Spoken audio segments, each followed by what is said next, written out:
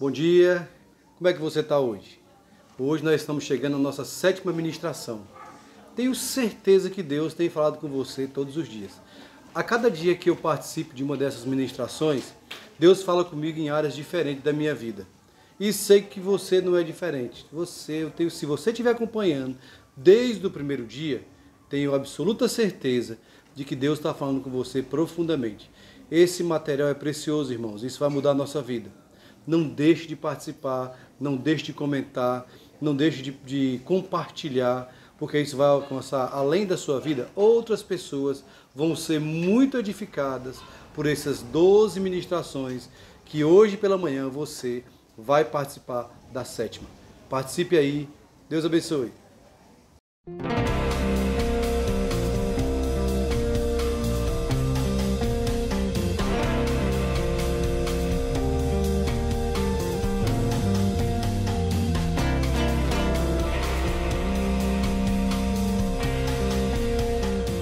How many of you have ever received unfair treatment? Jesus said it is impossible that no offenses should come. Do you have the right to be offended? Offense is a snare, a trap. An offense is the bait of Satan. The bait of Satan. John Bevere's best-selling book has changed lives all over the world. God's word, His promise, will always come to pass as long as you don't get offended. And now, John Bevere Ministries presents The Bait of Satan Curriculum, a 12-part series designed to free you from the snare of offense. What you do with the offense will determine your future.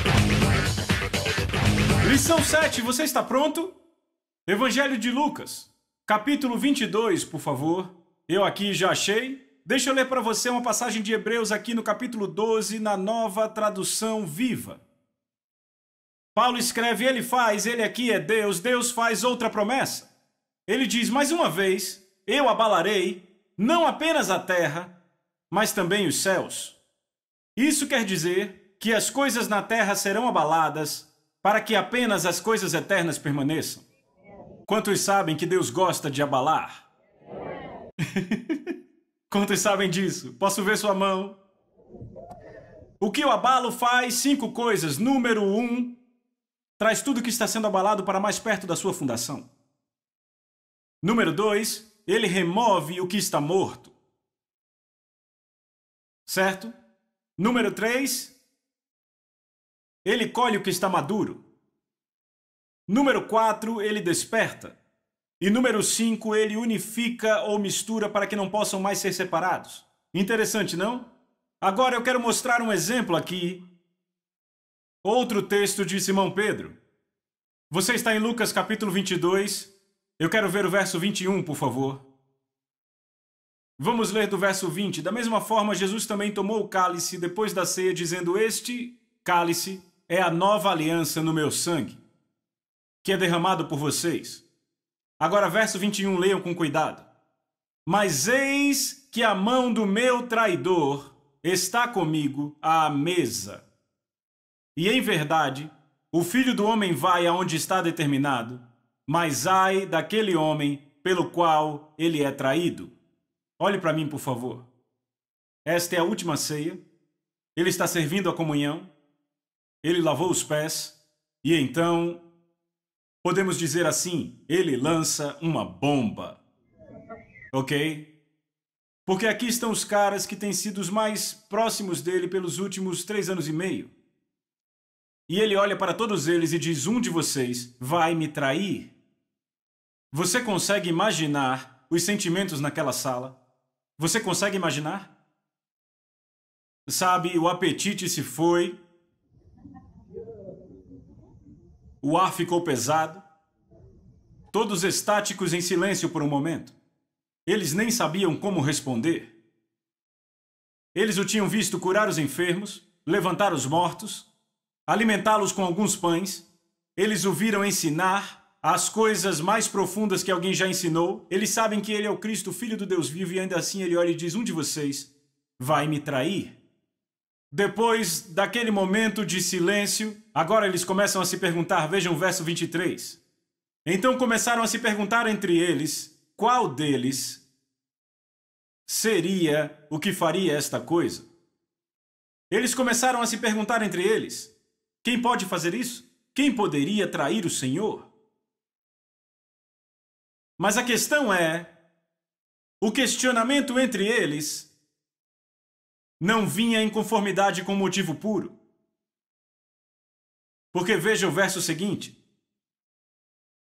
Veja o verso 24. Então havia também uma disputa entre eles sobre qual deles deveria ser considerado o maior. Agora olhe para mim. Jesus solta a bomba. Ficam todos em silêncio e então começam a dizer: quem faria isso? E aquela conversa de quem faria isso se transforma em quem é o maior. Agora eu vou dizer como é que a conversa acabou em quem é o maior. Começaram dizendo quem faria isso. Sabe, eles estavam realmente preocupados. Quem de nós seria capaz de fazer isso? E então, de repente, começaram bem, não seria eu? Certamente eu não faria. Porque eu tenho sido fiel, eu fiz isso e aquilo. E o outro vem, eu também fiz isso e fiz aquilo. E eu vou dizer a você quem é que falava mais alto naquele grupo. Adivinha? Pedro. Sabe, ele olhou para todo mundo e disse: ei, cara, espera aí, vamos falar disso. Não seria eu. Porque fui eu, sabem, que teve a revelação de que ele é o Cristo, Filho do Deus vivo.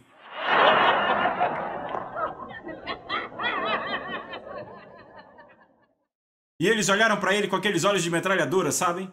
Ei, vamos lá! Ei, vocês sabem que eu era um dos 3 que estava no Monte da Transfiguração, vamos lá!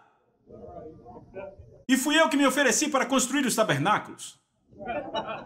E caras, deixa eu lembrar uma coisa, enquanto vocês estavam tremendo de medo no barco, eu andei sobre a água.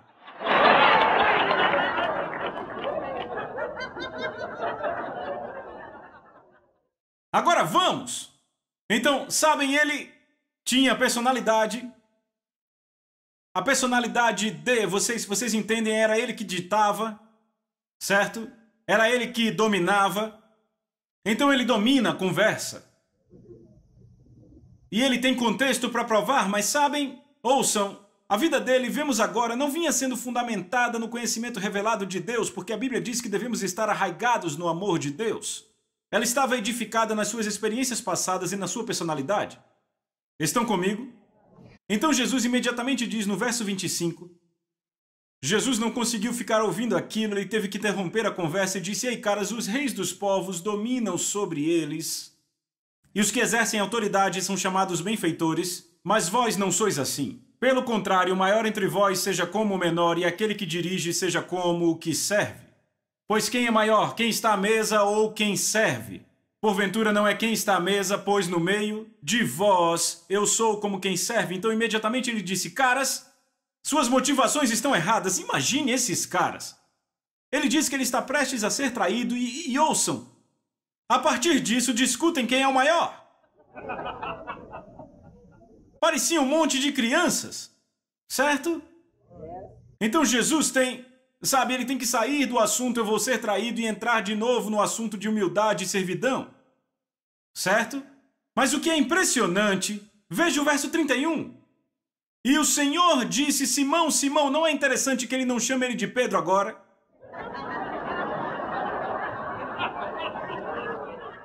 Estão vendo? Simão, Simão, ele disse: eis que Satanás vos reclamou para vos peneirar como trigo. Agora, amigos, o que deu a Satanás permissão para pedir por Pedro? Vamos, digam. Digam. Orgulho. Sabe, amigos, deixa eu dizer isso. A Bíblia diz que os anjos das trevas estão acorrentados nas trevas. Eles só podem operar no reino das trevas. É por isso que a confissão é tão poderosa. Porque o que você traz à luz vem para o domínio da luz.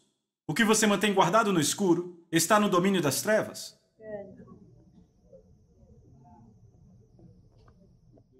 É por isso que o inimigo sempre vai para sua mente.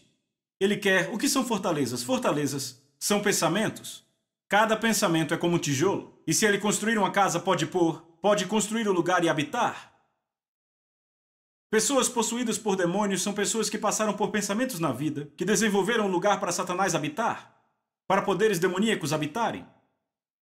O orgulho atrai o inimigo, como o amor atrai o Espírito Santo. Então agora Satanás tem permissão. Ele pediu para peneirar Pedro como trigo. A palavra peneirar, no verso 31 aí, é da palavra grega S-I-N-I-A-Z-O. Ouçam isso. Significa peneirar, sacudir numa peneira, figurativamente por agitação interna, testar a fé de alguém até o seu limite. Então Jesus disse: Simão, Simão, eis que Satanás vos reclamou para vos peneirar como trigo. E Jesus continua no verso 32, eu, porém, roguei por ti. Agora veja a oração de Jesus, para que tua fé não desfaleça, e para que quando você retornar a mim, fortaleça seus irmãos. Agora, hoje, muita gente diria, caras, Satanás quer peneirar o irmão Simão, temos que orar e amarrar o diabo agora. Mas ainda assim, Jesus não orou para o diabo ser amarrado. Ao invés disso, Jesus orou para a fé dele não desfalecer. Por quê? Porque Jesus sabe que nesse momento Pedro não tem o que é necessário para fortalecer os irmãos. Ele tem conhecimento revelado, mas a sua confiança foi edificada em sua personalidade e ele tem a força dele, não no Senhor.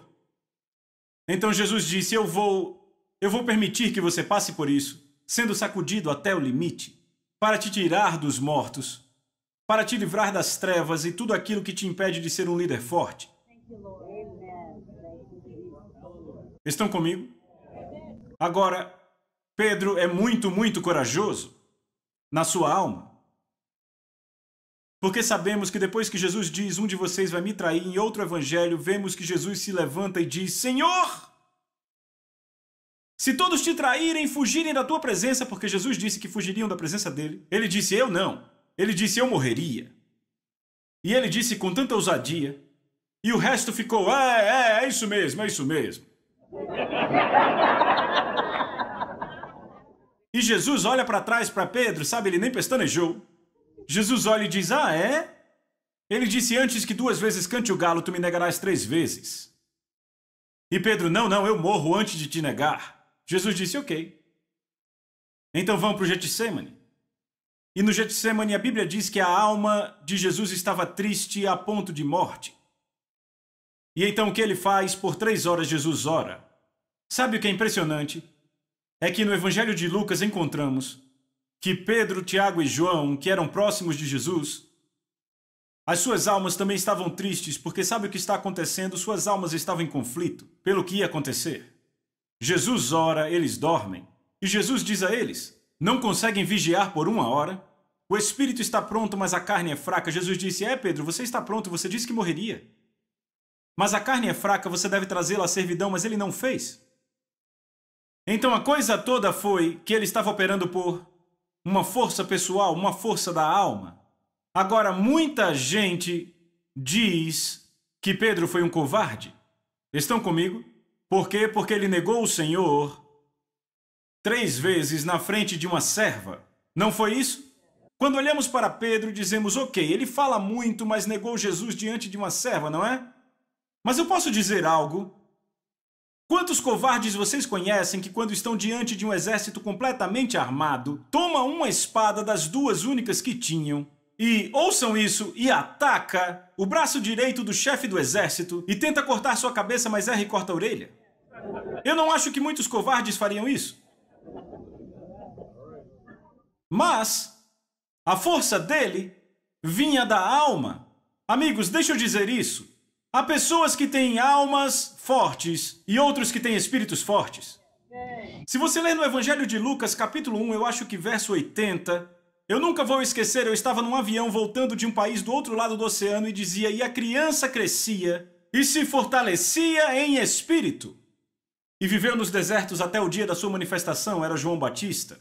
E a expressão fortalecia-se no espírito pulou da página para os meus olhos. Eu pensei, uau!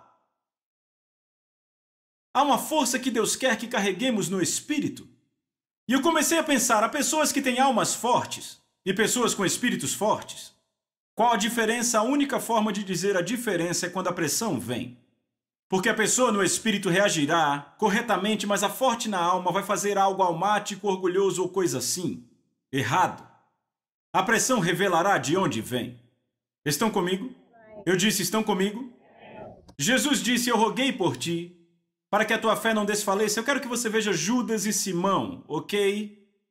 Eu quero que vocês vejam a diferença entre esses dois. Soa um pouco desolador para Pedro agora, mas veja. Vamos olhar para Simão Pedro e vamos olhar para Judas. Eles têm algumas coisas similares. Número 1, ambos permaneceram até o fim. Se você lembrar, em João capítulo 6, muitos discípulos foram embora, mas Pedro ficou e Judas também ficou. Ambos basicamente negaram a Jesus, cada um à sua forma, ok? Mas é aí onde acabam as similaridades. Os dois tiveram diferenças fundamentais, certo? Judas basicamente tinha sua própria intenção andando com Jesus. Se você olhar o que ele dizia em todos os evangelhos, vai achar coisas interessantes. Judas disse, o que você está disposto a me dar se eu? Então ele baseava tudo nele mesmo. Ele mentiu e tentou tirar vantagem em Mateus 26. Ele também tirou dinheiro da bolsa, não foi? Agora, a questão é que ambos, depois que Pedro negou e Judas traiu, ambos lamentaram pelo que fizeram. Mas Judas não tinha a fundação que Pedro tinha. Porque ouçam isso. Mateus 27, de 3 a 5, eu vou ler para você, você não precisa abrir por causa do tempo. Então Judas, o que o traiu, vendo que Jesus fora condenado, tocado de remorso, devolveu as 30 moedas de prata aos principais sacerdotes e anciãos. Agora, veja bem isso aqui. Vendo que Jesus fora condenado, primeiro, eu realmente acredito que Judas realmente acreditava que de alguma forma Jesus ia escapar. Ok? E ele ia escapar e Judas ganharia as 30 moedas de prata. Estão comigo? Vê as motivações? Mas quando ele viu que Jesus foi condenado, Judas foi tocado de remorso. Repita, remorso. Então ele lamentou, mas não foi o lamento divino, e sim um lamento mundano. E ele devolveu as 30 moedas de prata aos principais sacerdotes e anciãos, dizendo, pequei traindo sangue inocente. E disseram, que nos importa, isso é contigo. Então Judas, atirando para o santuário as moedas de prata, retirou-se e foi enforcar-se. Agora, note a declaração. Ele disse ao sacerdote, pequei traindo sangue inocente. Se Judas tivesse conhecido Jesus como Simão Pedro, ele nunca teria dito, eu traí sangue inocente. Ele teria percebido, ouçam, que ele traiu o Senhor. O Cristo. Agora, ouçam, o simples fato de Pedro saber quem ele era, o fez continuar. Era uma fundação. Judas nunca teve esse conhecimento revelado de que ele era o Cristo, o Filho do Deus vivo. Para Judas, ele era um homem inocente. Se a revelação estivesse em Judas de quem ele realmente era, ele teria voltado e pedido misericórdia. Por isso que Saul nunca pediu misericórdia. Saul disse, Samuel, adore comigo porque você está me embaraçando na frente dos outros. Ele ainda estava interessado em estar embaraçado, ou seja, ele lamentava focado em si mesmo. Davi, no entanto, disse, eu pequei contra ti, Senhor, então eu me prostro pela tua misericórdia. Porque Davi tinha tido a revelação de quem Deus era. Saul não. Pedro teve a revelação de quem Jesus era. Judas não. Qual a diferença? Pedro era faminto, Judas não era. Judas estava naquilo por suas motivações, seus próprios motivos egoístas. Pedro tinha fome dele. Quando Pedro viu Jesus pela primeira vez, disse, afasta-te de mim, sou homem de pecado. Ele o viu por quem ele era. Foi revelado a ele quem ele era. É por isso, amigos, eu vou ser bem honesto aqui. Eu posso ir para igreja após igreja após igreja. E então eu volto anos depois, e então aquela pessoa foi embora, não estão mais na igreja, não servem mais a Deus. Então eu olho para outro, e ele passa por uma batalha após outra batalha, mas permanece firme ali. Por quê? Porque ele sabe quem ele é. Quando você tem essa revelação, Jesus disse, ouçam, sobre essa rocha edificarei a minha igreja. Essa rocha fala de estabilidade. E aquele que crê não age apressadamente. Vêem isso? Então agora vejam isso. Se formos para Marcos capítulo 4, versos 16 e 17 de novo, não precisa ir, eu vou ler. Eu vou ler a parábola de novo. Semelhantemente são estes os semeados em solo rochoso, os quais, ouvindo a palavra logo, a recebem com alegria, mas não têm raiz em si mesmos. Outra vez, qual é a raiz da fundação? O conhecimento revelado. Repita, conhecimento revelado. Sendo antes de pouca duração, eles chegando à angústia ou à perseguição por causa da palavra, logo se ofendem. Em que devemos estar enraizados no amor de Deus. Amém? Agora, ouçam com atenção, não podemos entregar nossa vida por alguém em quem não confiamos. Não é verdade?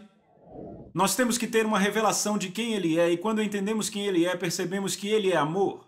E quando sabemos que Ele é amor, podemos confiar nele. Amigos, eu tive que lidar com esse assunto uma vez, eu pensei nisso, sabe? Eu pensei como o diabo conseguiu fazer Eva se virar contra Deus. Pense nisso. Ela está vivendo no jardim e a presença dele está bem ali. Ela nunca foi abusada por um chefe, um marido ou um pai. Ela vive numa sociedade perfeita. Como o diabo a fez se virar contra Deus? Já pensou nisso? Sabe, você já pensou nisso? Coloque seu marcador aí em Lucas e vá para Gênesis capítulo 3, vamos ver. Gênesis capítulo 3. Vá para o capítulo 2, verso 16 para vermos a ordem.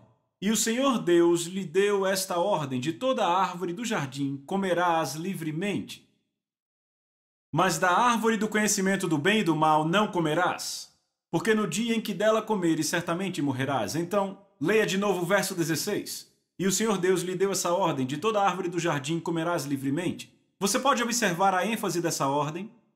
A ênfase é: você pode comer de toda árvore no jardim. A exceção é: exceto a árvore do conhecimento do bem e do mal.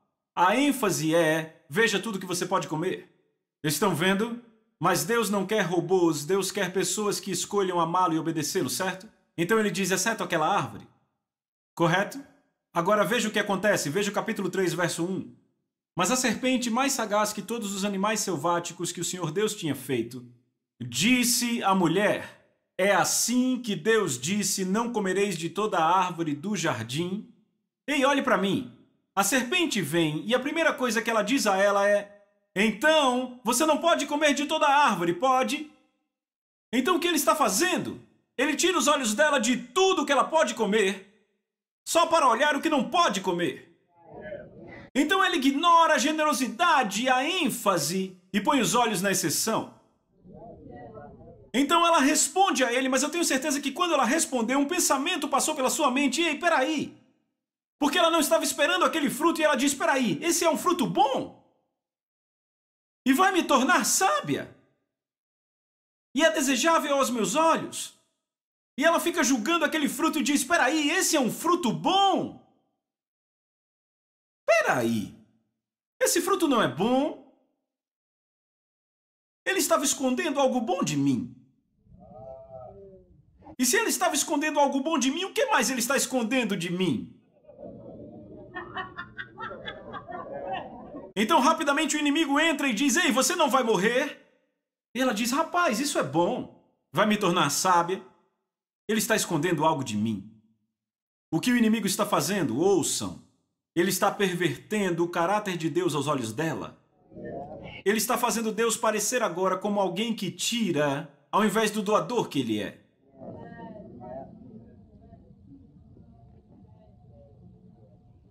Assim que ele conseguiu perverter o caráter de Deus aos olhos dela, ela se virou contra ele. Você já se perguntou por que no Novo Testamento Tiago disse: não vos enganeis, toda boa dádiva e todo dom perfeito vem descendo do Pai das luzes, em quem não pode haver mudança ou sombra de variação? O que Tiago está dizendo é: não há nada bom para você fora da vontade de Deus. Não seja enganado como Eva foi. Não há nada de bom para você fora da perfeita vontade dele. Pode parecer bom, pode ser interessante, pode ser isso, isso e aquilo, mas não é. Não seja enganado. Estão entendendo? É isso que torna uma pessoa uma presa fácil para a ofensa? Estão comigo? Judas nunca teve o caráter de Jesus diante dos seus olhos. Pedro, por outro lado, sabia quem ele era. E essa foi a fundação que evitou que ele fosse sacudido até além do seu limite. Sabe, amigos, deixa eu dizer algo. Pedro estava prestes a desistir. Sabe quando Paulo fala das pressões que vieram contra ele na Ásia, que ele diz que desprezou até a vida? Vocês sabem, vocês percebem, amigos, que a palavra tribulação, na verdade, quer dizer algo que traz pressão até a alma. Isso que sacudiu Pedro foi tão violento que parecia que não havia mais nada a fazer.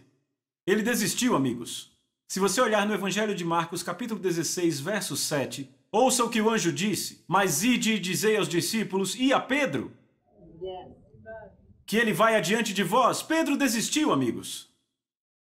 Estão vendo? Ele pensa, acabou. Mas ainda assim, agora ouçam. O que foi que o trouxe de volta?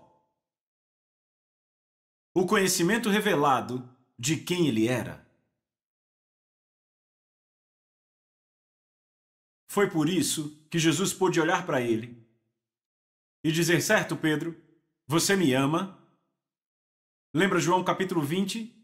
Você me ama, sabe qual a palavra grega que ele usa aí? É agapeo, que significa o amor de Deus que entrega a sua vida. Jesus diz: Pedro, você me ama o suficiente para entregar sua vida?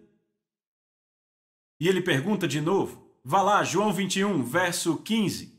Então, depois de terem comido, isso foi depois da ressurreição, Jesus disse a Simão Pedro: Simão, filho de João, amas-me? E essa palavra ama é agape. Mais do que os outros. Note que ele disse mais que os outros. Repita, mais que os outros. Então, sabe de quem ele está falando? Ele não está falando dos peixes. Ele está falando dos discípulos, porque há pouco eles discutiam sobre quem é o maior. Então Jesus: ok, você me ama a ponto de entregar sua vida mais do que esses outros caras? Vê isso? E ele respondeu: sim, Senhor, tu sabes que eu te amo. Mas sabe, a palavra amor que Pedro usa não é agape. É filéu. Te amo afetuosamente. Mas não, eu não tenho amor suficiente para entregar minha vida porque eu já provei isso. Estão vendo? Estão vendo? Jesus disse: apacenta meus cordeiros. Tornou a perguntar-lhe a segunda vez: Simão, filho de João, tu me amas? Ele usa a palavra agape de novo. Amo o suficiente para entregar sua vida por mim? Ele respondeu: Senhor, eu te amo afetuosamente, filéu. Ou seja, eu não tenho o amor necessário para entregar a minha vida. E Jesus disse: pastorei as minhas ovelhas. Verso 17. Ele disse a terceira vez: Simão, filho de João, tu me amas? E agora a palavra ama que Jesus usa é filéu. Você me ama afetuosamente? E Pedro se entristeceu porque ele disse a terceira vez: tu me amas? E ele disse: Senhor, tu sabes todas as coisas. Tu sabes que eu te amo afetuosamente, filéu. Jesus lhe disse: apacenta minhas ovelhas. O que acontece, amigos? Ele foi abalado no seu núcleo. Pedro agora não se gaba mais das suas habilidades. Ele diz: Jesus, não há nada escondido de você, eu sei. Eu sei que eu não tenho amor para entregar a minha vida. Eu sei que eu te amo afetuosamente. E sabe, Jesus disse: foi isso que eu vi em você, Pedro. Você vai alimentar minhas ovelhas. E então ele diz a ele: chegará um dia que vão te levar aonde você não quer ir. E era com esse tipo de morte que Pedro glorificaria Jesus. E a história da igreja mostra que Pedro, quando ele foi ser crucificado, olhou para o homem e disse: eu não sou digno de morrer a morte do meu Senhor. Então os romanos viraram a cruz de cabeça para baixo e as suas entranhas saíram pela garganta, e assim ele glorificou ao Senhor. Ele agora tinha o amor necessário para entregar sua vida. Não era na sua própria força. Ele foi abalado em sua fundação, e dessa fundação o Senhor edificou a vida dele. É o que Deus deseja fazer com você. Se você está andando na sua própria habilidade e a sua confiança não está nele, Deus diz: eu sei como abalar para te pôr no lugar onde você confia totalmente em mim. E quando você tiver essa fundação, Jesus diz: você não será ofendido. E aí, que coisa maravilhosa, né? Deus falou com você novamente, tenho certeza disso. Deus falou comigo coisas maravilhosas aqui nessa ministração de hoje, nessa 7ª ministração. Das coisas que guardou no meu coração dessa ministração foi do abalo de Deus nesses dias. E o porquê do abalo, para transformar, para fazer, para juntar, para reedificar, para unir. Eu fiquei muito impactado com com as coisas que foram ministradas aqui nesse vídeo de hoje. Quero orar por você para que nesses dias que a nossa rotina, a nossa vida foi abalada por conta de tudo que nós estamos vivendo no mundo, que este abalo natural na sua vida leve você a uma conscientização do quanto você precisa de Deus. Quero que você feche seus olhos onde você está, que eu vou orar por você. Pai, eu oro agora, Senhor, por cada um que está participando dessa ministração, por cada um que está, Senhor Deus, bebendo dessa água, dessa fonte que o Senhor colocou a jorrar nas nossas vidas, para que cada um seja edificado pelo Senhor, para que cada um, Senhor Deus, possa crescer em santidade, possa crescer, Senhor Deus, em sabedoria, possa crescer em unidade. Que nesses dias, Pai, o abalo que sofremos nos leve para mais perto do Senhor e mais perto uns dos outros. Eu abençoo a vida dos meus irmãos dessa manhã, para irem mais longe, a partir, Deus, do entendimento dessa palavra revelada. Muito obrigado, Pai. Dá uma semana de vitória, dá um dia de regozijo, Pai, na Tua presença, em nome de Jesus. Amém. Amém? Não esqueça, gaste mais 5 minutos, faça lá as suas anotações do que Deus falou com você e não deixe de compartilhar tudo que Deus está fazendo com você a partir dessas ministrações. E até amanhã, se Deus quiser. Deus abençoe.